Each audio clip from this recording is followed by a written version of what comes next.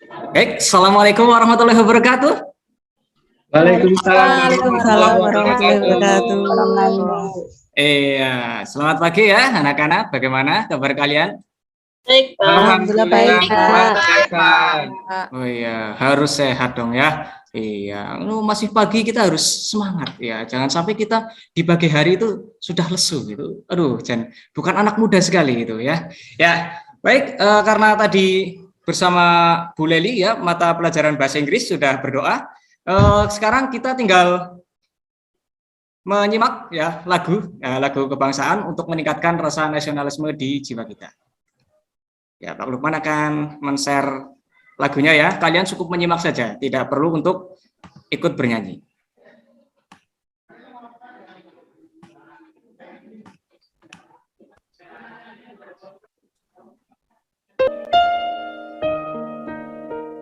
Tanah airku tidak kulupakan selama hidupku, biarpun saya tidak akan hilang. Tanahku yang engkau.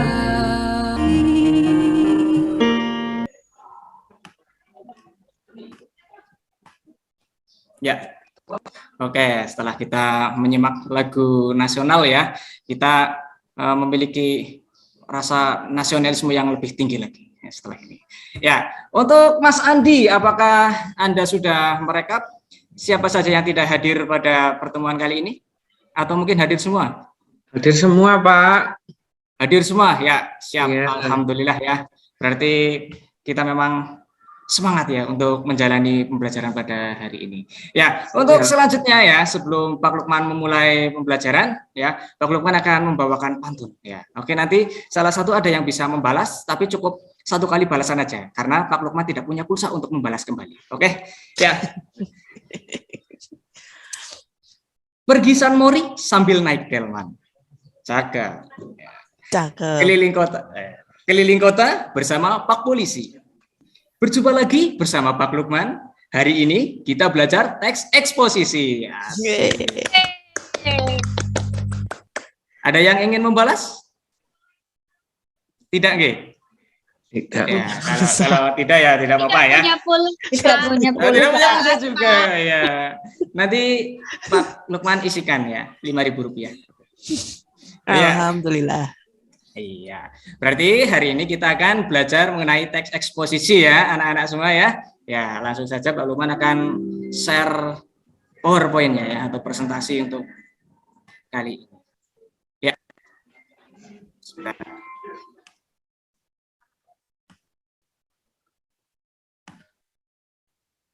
Ya, teks eksposisi. Biasanya itu masih ada yang bingung. Teks eksposisi itu apa sih? Nah, teks eksposisi itu ya, itu gampang sebetulnya anak-anak ya. Teks yang memiliki fakta ya, yang berisikan fakta. Nah, selain fakta itu juga disertai dengan argumen dari si penulis.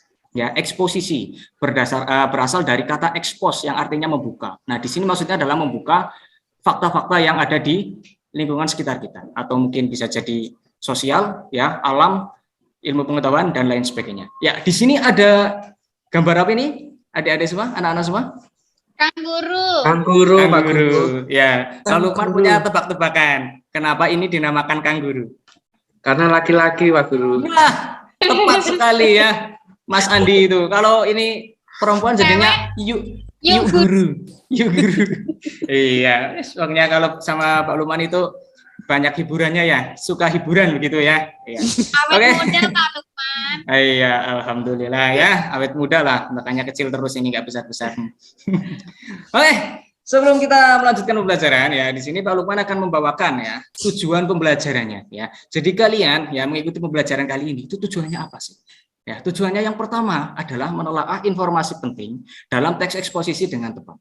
Ya. Selanjutnya yang kedua adalah menganalisis ide pokok dalam teks eksposisi dengan tepat ya. Jadi yang pertama kalian menelaah informasi penting, yang kedua adalah menganalisis ide pokok.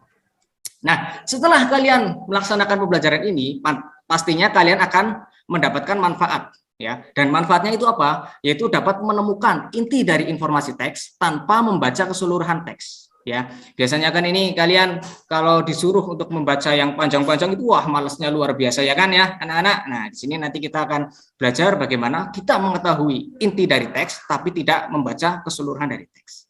Begitu? Iya, lanjut ya. Lanjut Ya, dong. Pak. Ya, di sini akan Pak Lukman tayangkan sebuah video ya. Ini gimana ini buat menayangkannya ini? Loading. Sedang menunggu. Ya. Nah, sebelum kalian menyimak ya, silakan kalian siapkan alat tulis. Aneh nggak sih kenapa Apakah Australia tadi sudah sempat terdengar suara dari videonya? Sudah Pak Guru. Ya, Pak. Sudah ya. Ya. Kalian siapkan alat tulis ya. Kalian nanti coba tuliskan ya informasi penting apa saja yang terdapat pada video kali ini. Oke, nanti Pak Lukman akan mencoba ya menanyakan kepada kalian satu-satu ya informasi penting apa saja yang dapat kalian simak. Oke, selamat kosong menyaksikan. banget? Dan kenapa kita belum banyak mengeksplorasi lautan? Apa planet kita bulat sempurna? Dan apakah bumi sekali lagi berwarna ungu alih-alih hijau? Aku yakin kamu belum tahu fakta-fakta tentang planet kita ini. Jadi, mari kita cari tahu semuanya. Australia besar sekali, supaya kamu bisa bayangin ukurannya hampir sebesar Eropa. Rumah bagi 26 juta orang, Australia adalah salah satu negara dengan populasi berwilayah paling sedikit. Australia cuma menempati peringkat ke-55 dalam populasi tertinggi di dunia, padahal punya luas daratan terbesar ke-6. Kenapa banyak area yang kosong ya? Tebakanmu mungkin karena banyaknya hewan berbahaya yang bersembunyi di balik setiap batu. Alasan ini sih udah cukup bagiku untuk menghindari Australia, tapi ada satu alasan khusus untuk menjelaskannya. Kekeringan di Australia memastikan bahwa 85% populasi di sana tinggal dalam jarak 50 km dari pantai. Dan 80%-nya tinggal di sepanjang sisi timur yang curah hujannya lebih tinggi. Tapi meski secara keseluruhan tidak ada hujan, hanya 20% area Australia yang merupakan gurun tak layak huni dan cuma 40%-nya yang dianggap tak layak huni menurut standar manusia. Konsumsi air sebenarnya lebih tinggi dari rata-rata curah hujan mereka setiap tahunnya, tapi ada sumber air kuno yang tersembunyi di bawah yang bisa menyokong populasi yang jauh lebih besar. Ini adalah salah satu sumber air bawah tanah terbesar di dunia, yaitu Basin Besar Artesis. Basin ini mencakup area 1,6 juta kilometer persegi yang merupakan 1/5 ukuran Australia. Basin ini menampung cukup air untuk menutupi bumi di bawah air setinggi 0,5 meter, atau agar lebih bermanfaat, basin ini bisa menyediakan air yang cukup bagi warga Australia yang haus selama 1.500 tahun ke depan. Hanya 6,5% area Australia yang punya tanah yang cocok untuk pertanian. Angka ini kelihatan kecil ya, tapi kalau kamu lupa, Australia itu besar dan persentase kecil ini kira-kira sebesar Prancis. Dengan area pertanian yang luas ini, Australia punya area yang lebih dari cukup untuk memberi makan penduduknya dengan 70% produk pertanian diekspor ke luar negeri. Jadi dengan banyaknya tanah, makanan, dan air, kenapa angka populasinya sangat rendah? Proses migrasi yang sangat lambat menjadi penyebabnya.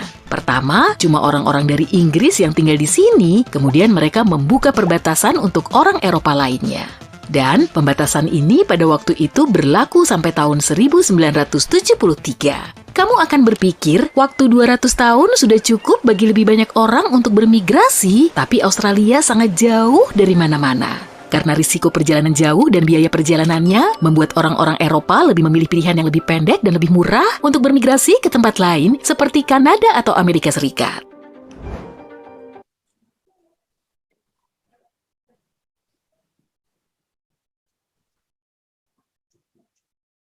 Ya, baik selanjutnya anak-anak, tadi kalian sudah menyaksikan bersama ya, kita nonton bersama ya. Itu tadi nonton dari video YouTube ya. Kenapa dinamakan YouTube? Karena bukan cowok, Bapak. Iya, kalau misalkan cowok jadinya Kangtub ya. Aduh, Kangtub. dan ini. Ada aja ya. Oke, baik selanjutnya ya. Ya, tadi kan kalian sudah menyimak ya tayangan video yang sudah Pak Lukman tayangkan. Dapatkah kalian menyebutkan informasi penting apa saja yang disampaikan pada video tersebut? Oke, ya saya akan coba tanyakan kepada yang paling ganteng sendiri di sini ya, selain Pak Lukman, yaitu ada Mas Andi. Mas Andi, gimana? Informasi penting apa? Luas ini Pak, luas benua Australia itu hampir sama dengan daratan Eropa, Pak. Ya, betul ya. Tadi menyampaikan bahwa luas benua Australia itu sebenarnya cukup luas ya, seperti layaknya daratan di Eropa. Terus selanjutnya ada informasi penting apa lagi? Saya akan coba cek di absen terakhir ini. Ada Bu jadinya ya. Ada Mbak Yuni.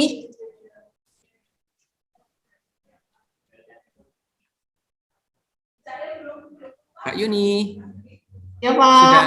Ya, coba ada hal penting apa lagi yang dibicarakan tadi? Ya, berkaitan dengan apa itu, Pak? Aduh, Pak, aku lagi nggak konsentrasi nih, Pak. Aduh, malah tidak konsentrasi. Ya sudah, mungkin yang lebih konsentrasi lagi nih ya. Ya, yang mungkin sudah banyak makan ini ya. Bu lagi, astagfirullah. Ya. Ini Mbak Anjani coba. Apa Mbak Anjani? Makan apa, Pak? Ya, makan sarapan dong. Kan sudah di sekolah. Tadi saya itu ya Pak ya, sesuai dengan pengamatan saya itu ada luas benua Australia hampir seluas daratan di Eropa. Ya, jadi jawabannya sama ya dengan Itu sama Mas Andi ya. Pak Guru. Iya. Sebenarnya Terus tadi informasinya urutan itu banyak itu. 6 daratan terluas di dunia. Nah, itu ya, termasuk urutan nomor 6, berarti sangat luas. Terus lagi Mbak Binti mungkin tahu ada informasi apa lagi? Kalau tidak salah tadi ada informasi tentang kalau benua Australia itu hanya menempati posisi 55 penduduk terbanyak di dunia, Pak. Ya, betul ya. Ya, jadi ini ada beberapa informasi penting ya yang sudah Pak Lukman rangkum ya. Di sini ada ya sekitar 11 lah. Mungkin kalau kita cari akan lebih banyak lagi. Nah, terus anak-anak semua ya, ini bagaimana sih kita untuk mengetahui ya atau kita mencari informasi penting dari sebuah teks ya, dari sebuah tayangan video. Nah, itu caranya yaitu kita dengan mencari ide pokok dari paragraf-paragraf tersebut. Nah, di sini ide pokok paragraf. Apa sih yang dinamakan dengan ide pokok paragraf? Ya, di sini sudah ada penjelasannya, yaitu ide pokok paragraf adalah inti pembicaraan atau pokok permasalahan dalam sebuah bacaan. Ide pokok merupakan kalimat yang bersifat umum, ya, bersifat umum. Kemudian dijelaskan melalui kalimat yang lebih khusus. Ya, jadi di sini yang namanya ide pokok paragraf ya itu menjadi inti ya, jadi inti pembicaraan. Dan selain inti yaitu bersifat umum. Ya, jadi mencakup secara luas, bukan sebuah penjelas seperti itu. Nah, lanjut kalau misalkan kita sudah tahu ide pokok, itu bagaimana sih, Pak? Biar kita itu mudah dalam menentukan ide pokok dalam sebuah paragraf. Nah, di sini ya, bagaimana menentukan ide pokok dalam suatu paragraf? Yang pertama, coba Mbak Yani dibaca coba. Nomor 1 itu caranya bagaimana? Untuk menentukan ide pokok, yang pertama, baca kalimat pertama dan kalimat terakhir pada paragraf. Nah, saya baca pada kalimat pertama dan kalimat terakhir saja. Karena apa? Karena yang namanya ide pokok biasanya itu ada di kalimat terakhir, kalimat pertama, dan juga kalimat terakhir. Atau bisa kedua-duanya. Terus selanjutnya, yaitu ada Mbak Horida, coba nomor 2. Itu Pak, analisis mana yang merupakan kalimat pernyataan umum atau bukan dua penjelas dari kalimat yang lain. Nah, ini ya, tadi merupakan kalimat umum, ya, pernyataan umum. Ya, bisa jadi definisi atau bisa jadi yang lainnya, seperti itu. Terus yang ketiga, coba dibacakan sama Mbak Dwi. Yang ketiga, tandai kalimat yang merupakan kalimat pertanyaan umum. Pernyataan, bukan pertanyaan itu. Oh pernyataan. iya, pernyataan umum. Iya. Pernyataan umum ya. Jadi ditandai apakah itu ya di kalimat pertama atau kalimat yang kedua, terakhir ya, itu ditandai. Nah, setelah ditandai selanjutnya Mbak Isna ini coba yang nomor 4. Tempat itu menentukan ide paragraf dengan ringkas kalimat tersebut dan ambil informasi terpenting yang disampaikan. Nah, itu ya. Karena tadi masih berupa kalimat, biasanya kalimat kan panjang, ya. Kita singkat, ya. Yang ada di kalimat itu kita singkat, ya, hingga ditemukan sebuah ide pokoknya. Nah, terus yang kelima atau yang terakhir, Mbak Laili. Ya, Pak. Yang nomor 5. Kelima, bagian teringkas dari kalimat tersebut itulah yang dinamakan ide pokok, Pak.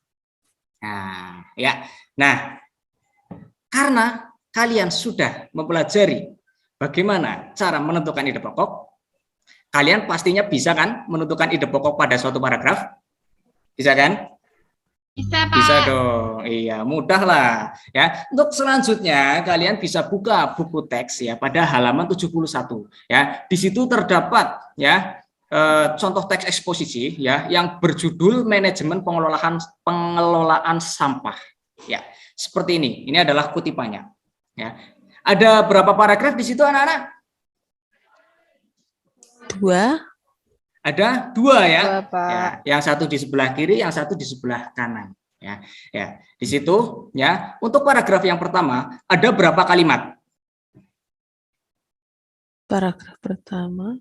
Ya, ada berapa kalimat coba? Ada 4, Pak. Ada 4 ya, ada 4. Sedangkan kalau paragraf kedua ada berapa kalimat?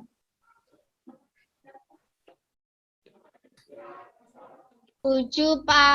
7, Pak. 7. Ya, ada 7 ya. Nah, di sini ya kita masuk saja ke paragraf yang pertama ya. Kita ambil coba kalimat pertama dan kalimat kedua. Kedua ya Allah. Terakhir ya. Nah, di sini mana sih yang merupakan kalimat umum? Bukan sebuah penjelas? Kalimat yang pertama atau kalimat yang terakhir? Yang pertama ya, karena yang pertama kita tandai. Nah, terus kita beri garis bawah lagi atau kita singkat ya. Jadi dari kalimat yang cukup panjang itu kita singkat menjadi sampah bisa dijadikan sumber pendapatan apabila dikelola dengan baik. Itu adalah ide pokok paragraf pada paragraf pertama. Paham ya? Paham. Terus selanjutnya untuk yang paragraf kedua ya, kalimat pertama dan kalimat kedua, mana sih yang merupakan kalimat umum?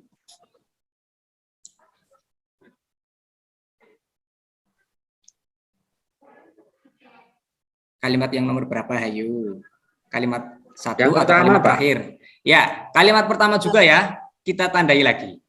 Nah, terus kita singkat lagi ya, untuk kalimat-kalimat atau informasi yang terpentingnya, yaitu warga Kalilabang mengolah sampah dapur menjadi kompos dan pupuk cair. Ya, jadi untuk kedua paragraf tersebut ya, apabila diambil ide pokok paragrafnya adalah seperti ini. Yang paragraf 1. Coba Mas Andi bacakan lagi paragraf 1. Jadinya apa ide pokoknya? Sampah bisa dijadikan sumber pendapatan apabila dikelola dengan baik. Ya, bagus ya, cakep. Terus untuk paragraf kedua coba dibacakan sama Mbak Retno, coba. Warga Kalilabang mengolah sampah dapur menjadi kompos dan pupuk cair. Iya, bagus ya. Ya, setelah kita bersama-sama ya menganalisis ya ide pokok paragraf pada sebuah teks eksposisi ya. Untuk selanjutnya yaitu ada lembar kerja ya atau LKPD yang harus kalian kerjakan ya, yaitu melalui platform Google Form. Ya, di sini sudah ada linknya ya. Silakan kalian buka melalui telepon seluler. Ya, nanti Pak Lukman akan beri waktu sekitar 20 menit lah ya, cukup lah ya. 20 menit nanti kalian coba tuliskan ya ide pokok paragraf dari teks yang berjudul apa ini? Introspeksi diri dari Hari Pahlawan. Ya, nanti kalian tuliskan di situ jawabannya. Ya. Apakah ada yang ditanyakan? Jelas, Pak. Jelas ya? Oke, sekarang silakan kerjakan 20 menit dari sekarang. Yuk.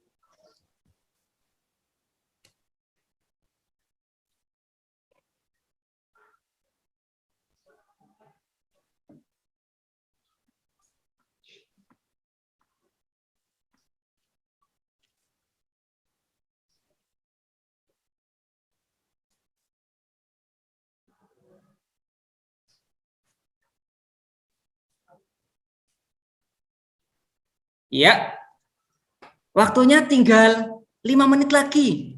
Ya, ayo dipercepat ya. Apakah sudah ada yang selesai? Sudah.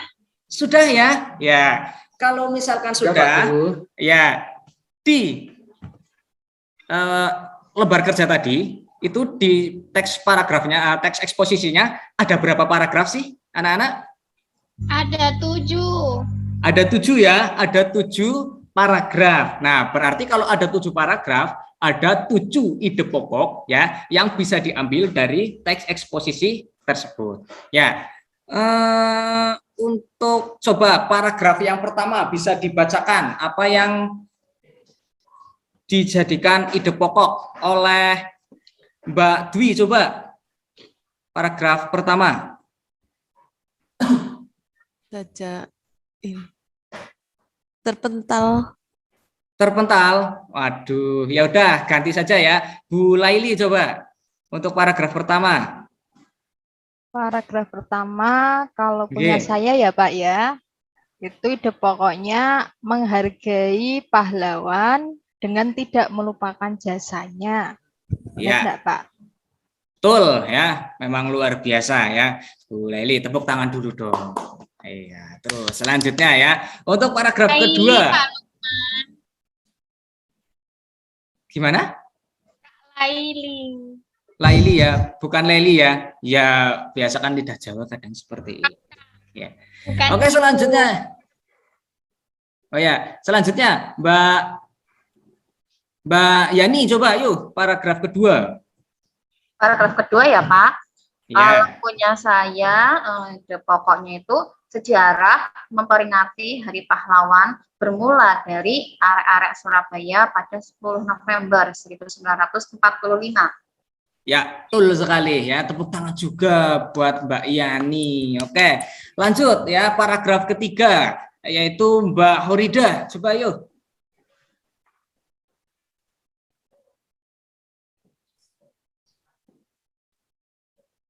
Untuk paragraf ketiga, menurut saya itu Pak, yang berkat perjuangan di masa lalu, bangsa Indonesia mampu memproklamasikan kemerdekaan. Nah, cocok, tepat sekali ya, tepuk tangan. Paragraf keempat, Mas Andi lagi yuk. Yang saya dapat itu paragraf keempat, tidak banyak putra-putri bangsa Indonesia yang bisa diteladani prestasinya. Iya, tepat ya, tapi itu merupakan prestasi yang kurang baik ya bagi bangsa Indonesia, apalagi pada anak-anak muda ya. Terus selanjutnya, oh ya, tepuk tangan dulu dong, lupa diberi apresiasi, nanti malah jadinya ngantuk ya. Ya, oke. Terus yang selanjutnya nomor 5, yaitu ada Mbak Retno. Nomor 5. Ya. Paragraf 5 ya, Pak. Ya, paragraf 5 sama aja. Peringatan Hari Pahlawan tahun ini dapat dijadikan momentum untuk introspeksi diri.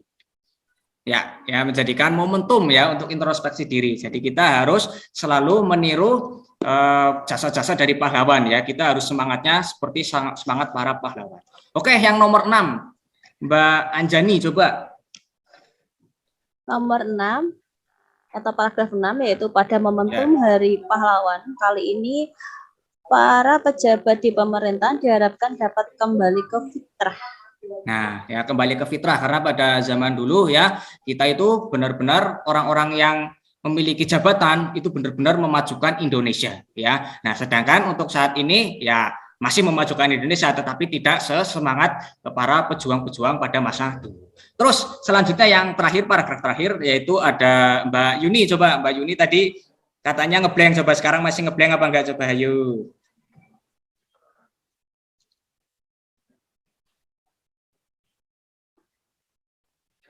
Mbak Yuni.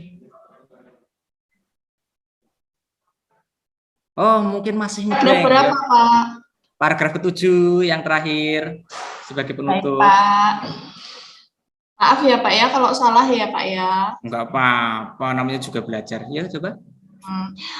Gerakan mencontoh para pahlawan perlu untuk menyadarkan pejabat di pemerintahan.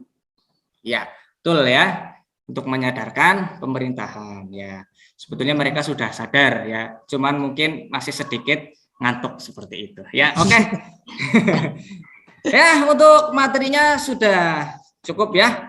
Pak Lukman stop share dulu ya. Terus selanjutnya, ini kan kita sudah mempelajari beberapa materi ya tadi ya. Nah, kalau Pak Lukman perhatikan itu dari tadi Bu Binti selalu memegang bolpen ya. Mungkin itu mencatat atau merangkum ya bagaimana jalannya pembelajaran pada hari ini. Ya, mungkin ayo Mbak Binti silakan kita coba simpulkan pelajaran pada pagi hari ini. Oke, Pak. Tadi ngantuk Pak, jadi pegang pulpen gambar-gambar. Luar biasa. Tapi tadi mendengarkan kok apa yang Bapak sampaikan. Mudah-mudahan yang saya simpulkan benar nggak, Pak? Ya, siap. Benar pasti, Pak. Jadi pada pembelajaran hari ini kita mempelajari tentang apa itu eksposisi, kemudian kita belajar menelaah informasi penting dari video yang tadi Bapak tampilkan tentang benua Australia. Kemudian kita belajar menentukan atau mencari ide pokok dari sebuah paragraf. Kemudian yang terakhir kita tadi mengerjakan soal, Pak, menganalisis ide pokok dari paragraf. Ya, bagus, luar biasa sekali ya. Ya, jadi untuk pembelajaran pada pertemuan kali ini ya, itu seperti yang tadi sudah disampaikan sama Bu Binti ya. Mungkin sebetulnya Pak Lukman itu masih pengen bersama kalian itu. Tapi sayangnya untuk waktunya kok sudah cukup gitu ya. Ya, jadi Pak Lukman terpaksa harus berpisah sementara dengan kalian ya. Mungkin kita akan lanjutkan lagi ya pada pertemuan berikutnya ya. Karena sekarang kan baru masuk bab eksposisi ya tadi ya. Untuk pertemuan berikutnya kita akan membahas mengenai pola pengembangan paragraf pada teks eksposisi. Nah, kenapa tadi ya kok kalimat utama itu ada di nomor 1 atau nomor terakhir. Nah, itu kita akan pelajari di pola pengembangan paragraf nanti. Penasaran nggak? Penasaran nggak? Penasaran, Pak. Penasaran dong, iya. Penasaran, lagi Pak. belajarnya sama Pak Lukman. Ya, Lukman suka hiburan. Oke, baik. Iya. Ya, karena waktunya sudah cukup ya, Pak Lukman juga mau masuk ke kelas 8F ya selanjutnya. Nah, sebelum Pak Lukman tutup pembelajaran pada hari ini, apakah masih ada yang belum dipahami mengenai materi yang tadi? Paham, Pak. Paham semua ya? Harus paham semua. Iya, Pak Lukman tadi melihat kalian itu sangat semangat itu ya. Iya, apalagi yang nanti di pelajaran IPA juga akan ada presentasi kan? Di pelajaran IPA kan? Nah, iya, apalagi pelajaran IPA nanti gurunya galak sekali ya. Iya, jadi mukanya sudah tegang-tegang seperti ini. Astagfirullahaladzim. Oke. Ya. Ya, suka hiburan. Oke. Ya, sebelum Pak Lukman tutup akan Pak Lukman bawakan pantun ya. Pantun yang sekaligus ucapan terima kasih dan juga doa untuk kalian semua ya. Mencuci pakaian supaya bersih. Cakep. Setelah itu lanjut beres-beres. Cukup sekian, terima kasih.